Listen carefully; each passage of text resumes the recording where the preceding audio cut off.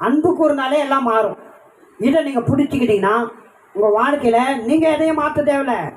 என்ன இது எப்போ தான் மாறும், எப்போ தான் இது முடியும், எப்போ தான் இது நடக்கும், நீங்கள் எதை பற்றியும் கவலைப்பட வேண்டிய அவசியம் இல்லை. ஆண்டவர் மீது அன்பு கூர்ந்து கொண்டே இருங்க, எல்லாமே மாறும் ஆட்டோமேட்டிக்காக. அவங்க தீர்க்கதரிசி சொல்கிறாரு, எனக்கு எது இல்லாமல் போனாலும் அவருக்குள்ள மகிழ்ச்சியாக இருப்பேன்.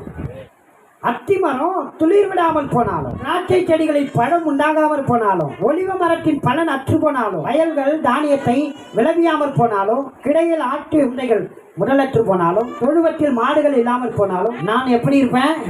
கர்த்தருக்குள் மகிழ்ச்சியா இருப்பேன். என் ரட்சிப்பின் தேவனுக்குள் களி கூறுவேன்.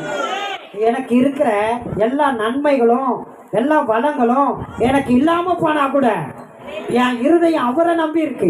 என் கண்கள் இவைகளை அல்ல அவரை நோக்கி இருக்கிறது.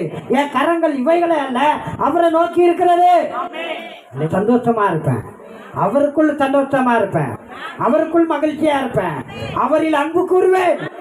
அவர் எல்லாத்தையும் கொண்டு வந்துடுவார். இதுதான் ரகசியம். இது நமக்கு தெரியறதில்லை.